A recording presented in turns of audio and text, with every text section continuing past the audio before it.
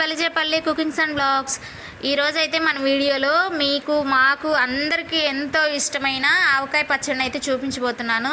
మనం దీన్ని సంవత్సరం పాటు నిల్వ ఉండేలా ఎలా చేసుకోవాలో పక్కా కొలతలతో మా అమ్మతో ఆవకాయ అయితే పెట్టిస్తున్నాను. మరి వీడియోని ఎక్కడ స్కిప్ చేయకుండా ఎండ్ వరకు చూడండి. ముందుగా ఇక్కడ నేను ఈ పచ్చడి పెట్టుకోవడానికి 1 kg వరకు మామిడి పండ్లు అయితే తీసుకున్నాను. మంచివి చూసి తీసుకోండి, ఎందుకంటే మనకి ఎక్కువ రోజులు నిల్వ ఉండాలి కాబట్టి కాయలు ఎంత మంచివి సెలెక్ట్ చేసుకుంటే అంత బాగుంటుంది పచ్చడి. ఈ విధంగా తీసుకున్న కాయల్ని వాటర్లో నీట్గా చెత్త డస్ట్ ఏమీ లేకుండా మొత్తం కడిగేసుకొని నీట్గా మంచిగా ఉన్న క్లాత్ పైన వేసుకోవాలన్నమాట. మనము ఈ పచ్చడిని సంవత్సరం పాటు నిల్వ ఉంచుతున్నాం కాబట్టి చేసే ప్రతి పని చాలా జాగ్రత్తగా చేయాలి.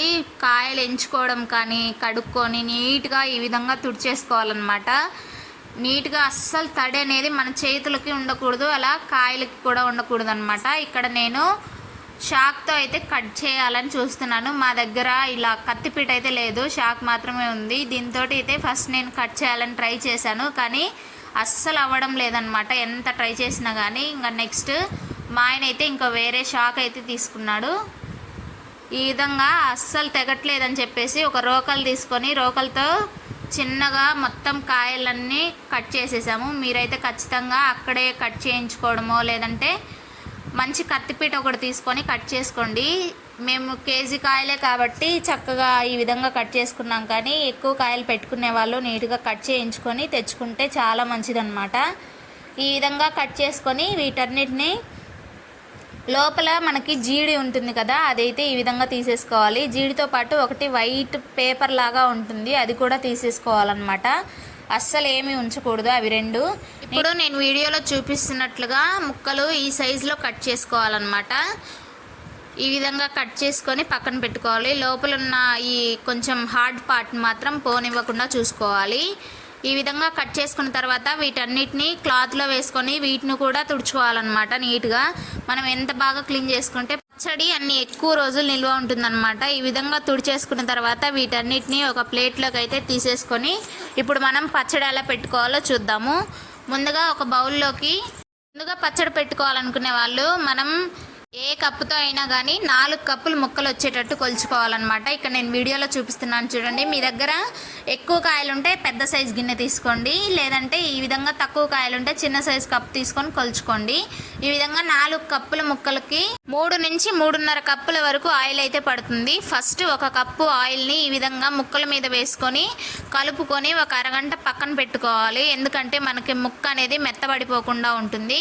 ఈ విధంగా వేసుకున్న తర్వాత మనం ఏ కప్పుతో అయితే ముక్కలు కొలుచుకున్నామో అదే కప్పుతోటి కారం ఉప్పు అన్నీ సరి చేసుకోవాలి. ఈ విధంగా కారం 1 కప్పు ఫుల్గా పైకి నిండుగా వేసుకోవాలన్నమాట.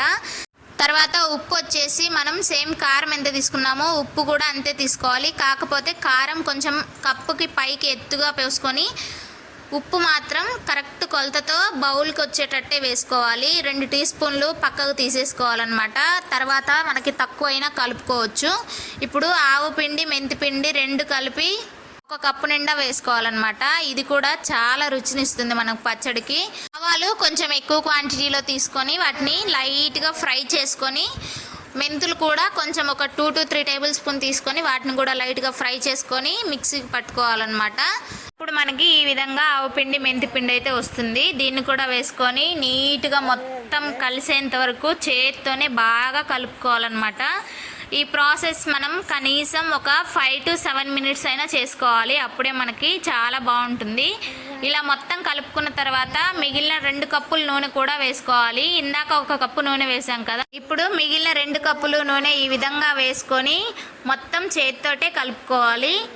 ఇలా ఇంకో 1/2 కప్పు ఆయిల్ మనం ఇప్పుడే వేయమండి, తర్వాత మనకి ఏదన్నా తక్కువ అయితే అప్పుడు వేసుకుంటామన్నమాట, ముందే వేసేయకూడదు. ఈ విధంగా వేసుకున్న తర్వాత మొత్తాన్ని ఈ విధంగా చేత్తో మళ్ళీ ఒక 2-3 నిమిషాలు కలుపుకోవాలి. మనం దీన్ని ఇలా అల్యూమినియం దాంట్లో పెట్టాం కదా, అల్యూమినియం అయినా స్టీల్ అయినా నాన్ స్టిక్ అయినా దేంట్లో ఉంచకూడదండి ఈ పచ్చడి.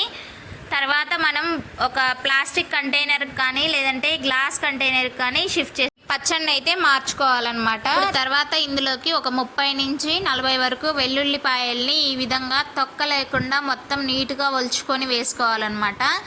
ఇవి కంపల్సరీగా వేసుకోవాలి. ఎంత ఎక్కువ వేసుకుంటే అంత బాగుంటుంది. దీన్ని మూత పెట్టుకొని మనం 4 రోజులు కదిలీయకుండా ఉంచాలన్నమాట. 4 రోజులు ఉదయాన్నే తీసి కలుపుకుంటూ ఉండాలి రోజు ఉదయం.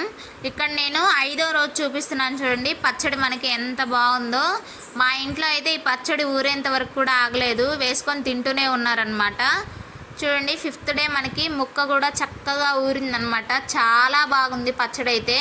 మీరు ఏదన్నా ఉప్పు తక్కువ అయింటే ఈ స్టేజ్లోనే కలిపేసుకోవచ్చు, లేదంటే మనకి వెంటనే అర్థమైపోతుంది అందులో ఏదన్నా తక్కువ అయింటే. మనకి పచ్చడిలో పైన నురగ ఫామ్ అయి ఉంటుందన్నమాట. అప్పుడు మనకి ఏదో తక్కువైనట్టు అర్థం. ఒకసారి టేస్ట్ చెక్ చేసుకొని ఉప్పా లేదంటే కారమా అని చెక్ చేసుకోవాలి. కారం అయితే కరెక్ట్గా సరిపోతుంది, కానీ ఉప్పే చూసి వేసుకోవాలన్నమాట. ఇప్పుడు ఈ పచ్చడిని చాలా జాగ్రత్తగా స్టోర్ చేసుకోవాలి. మనం ఇందులోకి ఓన్లీ ప్లాస్టిక్ గరిటె మాత్రమే యూజ్ చేయాలి. ఇక్కడ నేను చూపిస్తున్నాను కదా ఆయిల్, ఆవకాయలోంచి వచ్చిన ఆయిల్. ఇది ఎక్కువైనా పర్లేదండి. చేపల పులుసులో వేసుకుంటే ఈ ఆయిల్ చాలా మంచి టేస్ట్ ఇస్తుంది చేపల పులుసుకి. దీన్ని కొంచెం నేను పక్కకైతే తీసాను ఆయిల్ని. నేను చేపల పులుసు కోసమే కొంచెం ఆయిల్ అయితే ఎక్కువ వేసాను ముందే వేసేటప్పుడు. మరి ఇంకెందుకు ఆలస్యం, మీరు కూడా ఆవకాయని ఇంట్లో ట్రై చేసేయండి. వీడియో నచ్చితే లైక్ చేయండి. ఇలాంటి మంచి మంచి వీడియోస్ కోసం సబ్స్క్రైబ్ చేసుకోండి. Bye bye.